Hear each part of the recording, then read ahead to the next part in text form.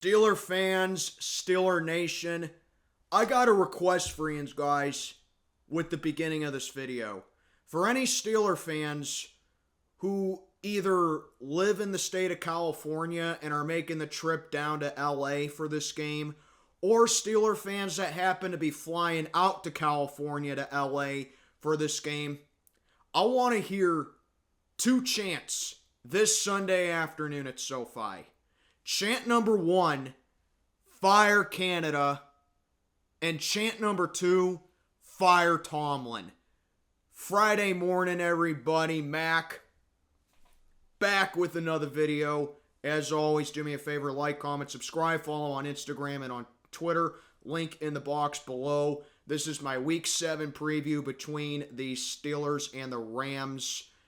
4 o'clock kickoff time in LA. Of course, we're 3 hours ahead of LA, so it's going to be 1 o'clock over there. No collab this week. I couldn't find a Rams fan to collab with on YouTube. That's because Rams fans are non-existent, and I do expect Steeler fans to invade that stadium. But you want to know something? Rams fans are non-existent in the same way that this offense that we have is non-existent, and that the way Mike Tomlin's football IQ is non-existent, because another dumbass press conference by this guy on Tuesday where he pretty much confirmed that, hey, everything's okay because we beat the Baltimore Ravens and we handled our business, and that we're not concerned with obscure stats with the defense, and we don't know pretty much who's going to start at left tackle when the answer's blatantly obvious. But hey, all's right in the world because we won. No, Mike, it isn't fine. That on top of your non-losing seasons, that precious, irrelevant streak that nobody except casuals gives a flying fuck about, is irrelevant. You've made it the most overrated saying of all time.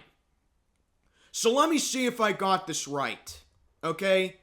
Because I am not confident at all going up against this LA Rams team. You know, it's funny, beginning of the season, with my season predictions, with my weekly picks, with my standings predictions, whatever you want to say, I said all season the Rams are going to have a terrible year this year because of their cap situation, because Stafford's old, and because they lost valuable pieces like Odell Beckham, Robert Woods, and they just got rid of Van Jefferson.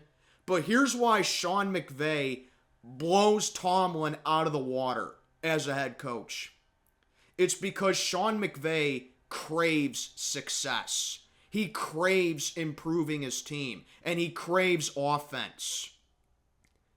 And the Rams are finding talent and have found talent in a no-name wide receiver in Puka Nuca, who they drafted, and he's only a top 5 receiver in the league with 600 yards receiving. Did anybody know who Puka Nuca was? I certainly didn't. But now he's becoming a household name. And Mike just wants to sit back there and go like, our veteran presence is going to guide the way. What veteran presence are you talking about? So let's get into this. And if you guys are confused about what I'm saying after this video, hey, don't be ashamed. Not even Mike Tomlin knows what he's talking about. So Dan Moore Jr. was back with first team reps with practice this week when Broderick Jones, who for the millionth time saying probably in any one of my videos, started against Baltimore in your last game, he gave up only one pressure against the Ravens and you sit him down. And this idiot who knows nothing about football, who coasts on high-end talent his entire career, who only won a Super Bowl because it was mostly Bill Cowher's team in 2008 and half of his team in 2010, he has the nerve to stand up at that podium, look the media in the eye, and say that he doesn't know who's starting at left tackle against Byron Young, who is a good speed rookie defensive, a good speed rookie on that defensive line. You have the nerve to say that? Oh, it's because of injuries. I don't think it's because of injuries. I don't think it's because of Dan Moore Jr. is a little roughed up. I think it's because you are not paying attention to what's going on the field when you're the fucking head coach. Why are you so scared to give Broderick Jones his start? What was the point of trading up for him if that's the case? Oh, what, that he's going to get bullied? Oh, what, that he's going to get knocked into a pass rush and give up a sack? Oh, that he's going to get beat by a lineman or a linebacker in a game? Who cares? He's a rookie. It's going to happen to him. Let the kid learn. And is this not the same guy who last year against the Jets, when we were faltering at halftime offensively against them, granted we still lost the game, but didn't this guy bench Mitch Trubisky against the Jets and put Kenny Pickett in, and Kenny Pickett had consecutive touchdown drives against the Jets? And now you're shying away from starting your number one pick in the draft from this past draft? Makes absolutely no lick of sense whatsoever. Then let's get on to JPJ. Middle of last year, you trade Chase Claypool down to Chicago to essentially get JPJ out of that. And when he's on the field, you see other teams are not throwing to him because JPJ knows how to shrink the field. He is locking down targets, and he is being as clutch as ever, winning us a game with an interception in the end zone when it shouldn't have even happened because Gunnar Olszewski, for whatever reason, is still on this roster. And you're not putting him in a corner? Oh, but you got no problem cutting Desmond King, who we traded for before the season began because of his versatility in the slot, but you put him in special teams and you pretty much just give this guy the middle finger and say, hey, we're not going to use you. We don't trust your ability, so we're just going to move on from you, and we're going to be content with Chandon Sullivan getting roasted by Cooper Kupp for Week 7. What was the point? I stand corrected. Tomlin, maybe you are making changes, but you're making changes for the wrong reasons. And you're making changes by making this team worse. Hang the banner now, guys, though. Don't worry, I know. We're 3-2. We're over 500. Everything's right in the world. No, it ain't. Because our 2 losses, we are the opposite of the Rams, if you want my opinion. We're the opposite of this team. Our 2 losses, we got blown out. Allowed 30 points in each game and scored less than 10 points in each game. The Rams, they're 3-3. They don't have a great record. But look at the teams the Rams have lost to. They've lost to the 49ers, they've lost to the Bengals, and they've lost to the Eagles. AKA 3 of the best teams in the league and 3 teams that have played in a conference championship over the past couple of seasons. And you know what? It's not like the Rams got destroyed in those games. The Rams held their own in those games.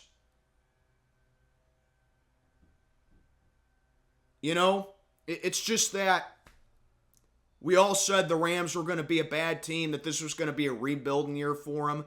Well, this is looking like a retooling year for them, as I mentioned with Sean McVay already, because Cooper Kupp is back, and his presence is definitely felt with a 148-yard receiving game against the Cardinals last Sunday. And then, of course, you got Atwell and Tyler Higbee as well. Puka Nuca, who I mentioned, 600 yards receiving on the season. And Matthew Stafford had a solid game as well. He looks like he's turning his season around. And he just looks more confident and looking like it's worth the risk that the Rams mortgaged to sell everything for that Super Bowl that they won a couple years ago. Because, hey, it wasn't too long ago that Sean McVay, with his high-octane offensive coaching tree, made the Super Bowl. And now that trade with Detroit is looking beneficial for both teams. The Lions are one of the best teams in the NFC this season, and Jared Goff has rejuvenated his career in Detroit, and he's playing honestly like a top 5 quarterback. And then you got Matthew Stafford, who won that ring with the Rams. His season last year was bad because of an injury that he sustained. Now he's back and he's being productive because now he has 4 targets at his disposal to use to his advantage. And seeing how this defense and why Mike Tomlin is softer than baby shit at this point, how we do against wide receivers, how we are 30th against yards per catch this season when receivers are averaging over 12 yards a reception against our pass defense. And the only good defense that we have is predictably the rush defense as usual. And I know Stafford gets sacked a lot. I know TJ Watt's tied with Danielle Hunter for the most sacks in the league. I know Alex Highsmith is worth the investment. I know all that. But you are not looking at major components as, that's one of Mike Tomlin's favorite words in his press conferences, components. Yeah, that's a component that we gotta, factor in for each game. He just says stuff to sound smart. That's all there is to it. Look at these components, Tomlin. The Rams are not going to be with Kyren Williams in this game. He's been ruled out, I believe. But the Steelers' rush defense is 28th this season, and the Rams have been loading up at the running back position despite Kyren Williams' absence. You let Jerome Ford in week 2, Cleveland's third-string running back, have a field day against us. You let the Texans run hog wild against us back in week 4, and you couldn't stop a nosebleed when Lamar was running the ball efficiently against us when we played the Ravens a few weeks ago. Now the Rams are without their top running back, and they're loading up at running backs because they know that Cam Hayward is still out. And it doesn't even matter with that because we know we're not going to use Keanu Benton, which is another guy that we traded up for. Well, that we have maybe not traded up for, but a guy that we have high hopes to be our future, and that we don't use Quan Alexander in the right way, and that we're probably going to put Landon Roberts on their receivers again. They're not scared of this rush defense because all they have to do is just look at TJ Watt and Alex Highsmith and go max protect with Matthew Stafford. And correct me if I'm wrong, guys, okay? Because with this offense, want to talk about some more obscure stats, Tomlin? How about these obscure stats because of your butt buddy up there in the press conference calling this offense, and when we do have a good offensive drive, he shows no emotion whatsoever. Like, you'd think the guy was on trial for a double murder or something, and he just got sentenced to life in prison when he knew that he was guilty as a rat. Okay? Because that's a perfect analogy. Matt Canada has murdered this offense. How about these obscure stats? 30th in offense, averaging 15.8 points per game. We're 22nd in red zone offense.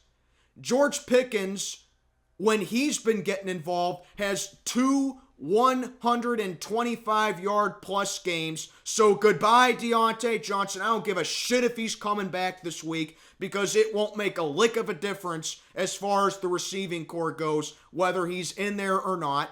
The Rams hold wide receivers to 70% on the season, which is top 5 with the defense, by the way. And they have the 7th best pass defense, allowing the 3rd lowest completion percentage. And Kenny Pickett going up against that offensive line with Aaron Donald and him going up against Mason Cole when Kenny Pickett has played god-awful this season. Yes, I'm saying it, god-awful. Outside of that Vegas game. How about those stats? Are those irrelevant to you too? Because to me, it's a clear indicator that we only beat the Browns in week 2 because of the defense. We barely squeaked by Vegas in week 3 after blowing them out 23-7 because you got too cute offensively. And the Ravens lost that game more than we won it because their receivers couldn't catch. Lamar Jackson back shoulder pass fade to Nelson Aguilar, wide open, destroyed Shannon Sullivan on that play. He dropped it. Rashad Bateman dropped a pass. Ravens didn't kick a field goal to go up to extend their lead because John Harbaugh's all about the analytics. Baltimore handed you that game, Tomlin. And you have the nerve to say that it was because of due diligence and all is right in the world, and you're not even going to try to make a change, and you're going to give the middle finger to Desmond King and not give him his chance with the defense? It's funny. The Rams are using their rookies. Puka Nuca, for the millionth time I said, 600 yards receiving. Byron Young, 3 sacks on the season. Kobe Turner has been playing well on their O-line. Steve Avila has been playing well on their O-line. And we're not using our rookies because Tomlin is spineless and he's scared that something bad's going to happen to him. And that's why he's softer than baby shit. That's why he's softer than a wet loaf of bread. That's Mike Tomlin. And that's his team. Scared. Weak. Cowardly. Spineless. Bullied.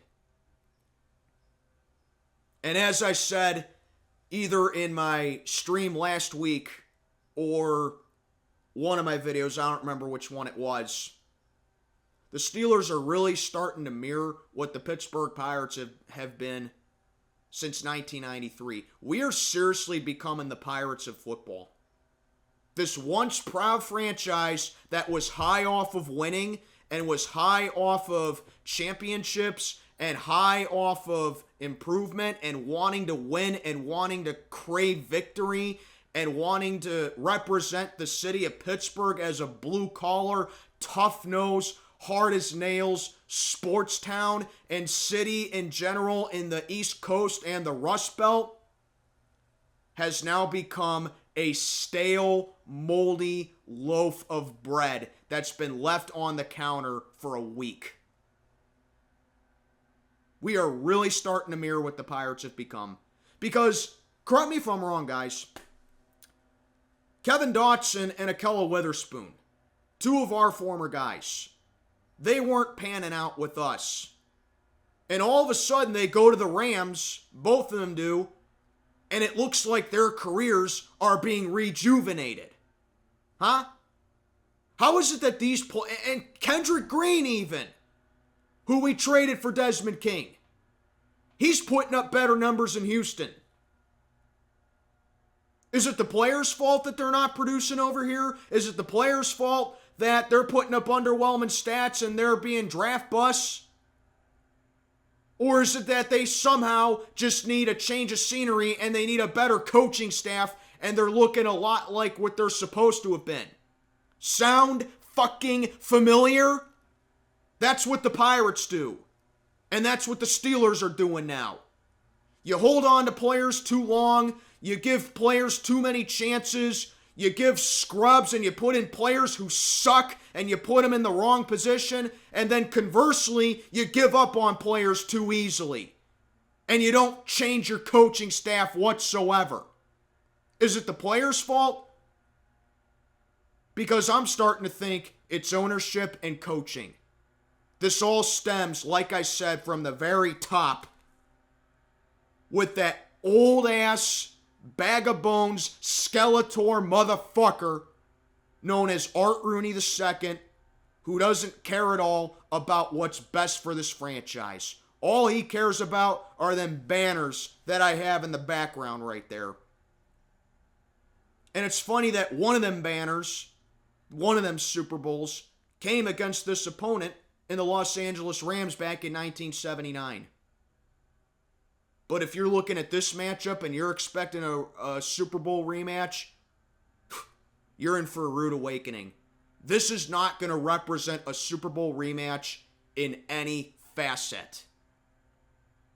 Because the Rams, even though Kyle Shanahan somehow just has some kind of mental block, whatever it is, on Sean McVay and his team, guess what? The Rams are eerily similar to the 49ers. I'd say the only difference is that while Kyle Shanahan and Sean McVay are two great offensive genius head coaches, Shanahan also has a vast knowledge on defense as well. And Mike Tomlin's supposed to be a good defensive-minded coach as well. And yet here he is, giving up on Desmond King, not even giving him his chance, putting linebackers on receivers, not utilizing the slot corners, still having too much faith in Levi Wallace and Patrick Peterson getting second and third degree burns. Not even like it's from elite echelon wide receivers. They're getting burned by fourth and fifth receivers from teams at this point. It's almost like you need to put in JPJ to make things better, which he's not doing. It's almost like, hey, if you want to give Kenny Pickett a chance and if you want to have him have an extra life there on the field, maybe it's in our best interest to put in Broderick Jones at left tackle, but, Dan Moore, go play left tackle. I know what I'm doing. Dumbass! You are 3-2 for all the wrong reasons, boy. Wins are not always wins. And that's why at the beginning of this video, I said I want to hear two chants this Sunday, because we know Steeler fans travel well. Okay? We know that they make the trip out to California real well, whether we play the Chargers, the Rams, the 49ers, when the Raiders were in Oakland. We know Steeler fans travel well, especially to California. I want to hear Fire Canada and Fire Tomlin chants this Sunday in LA. I really do. You made no changes at the bye week whatsoever. No, you did make a change. You got rid of your most versatile player in the defensive backs when you could have easily put him in the slot and nickel, which what he was supposed to do. So, my bad, you did make a change. You made us worse. And now you're pretty much doing what you usually do, being content with ugly wins, being content with barely squeaking by, and being over 500 so your precious non-losing season streak can continue. Fuck that streak. We care about Super Bowls and being competitive. And that's what this fan base is. You may get it by with the casuals. You may get it by with the non-Steeler fans who see that Tomlin has never had a losing season. But over here in Pittsburgh, okay, Pennsylvanians are smart people, okay? You act like we don't watch the games. You act like that we're idiots and we don't know football. You're the guy who don't know football, Tomlin, because you easily have the authority to stand down or put your foot down to your buddy Canada and say, you fucking suck at offense and get off my coaching staff. And you also have the ability to say that to Terrell Austin, who you're on the sideline with every single Sunday when he's observing the defense, and you can tell him, get off my coaching staff. You are trash at getting this defense ready for the game. And you're calling the shots on defense as well. How about you look at yourself in the mirror and say, I'm the reason that this defense sucks, and that I need to do a better job and get my head from out of my you-know-where and actually make some real changes defensively. Because like I said, Pennsylvanians are smart people. And we see right through your little press conferences that you only say to the media because that's what they want to hear. Well, we've had it. This fan base deserves a lot better. From the coaching staff, from the players, from the coordinators, and certainly from its damn owner. I don't expect the Steelers to win the Super Bowl every year. That's unrealistic, and it's ridiculous, and it's unfair too. But I do expect us to be competitive. And that's why I keep saying this team is really starting to become what the Pittsburgh Pirates have been since 1993. Take a look at yourself in the mirror, Artie II. You are now Bob Nutting. The difference is I expect the Pirates to suck because they have just been awful for 30 years with no end in sight. The Steelers are too good to be this bad, and they don't make any changes at all. So that's your preview. Do I expect us to win this game? Absolutely not. Why? Because the Rams are a good team. And with how exposed and stale and rotten to the core that this coaching staff is, I see no reason why Puka Nuca and Cooper Kupp will have monster games against this decrepit pass defense. I see no reason why their running backs, despite their top running back being out for this game, will put up a big game against our trash rush defense. Oh, but don't worry, guys. If we do win this game, the defense is going to bail us out. You know, from Kenny Pickett having another shitty game where he's going to throw probably 1 or 2 interceptions and he's going to miss more reads. He's not going to make any adjustments. He's going to stare down more receivers. He's going to force more passes into coverage. And Canada's going to keep doing with dinks and dunks and hitches and sideline shots and passes that are barely past the line of scrimmage, and we're only going to win by 1 point or something, and then Tomlin's going to stare at the media and say what a great job we did. It's bullshit. But let me know what you think down in the comments below. Mac, checking on out for the day. Have a good one, everybody.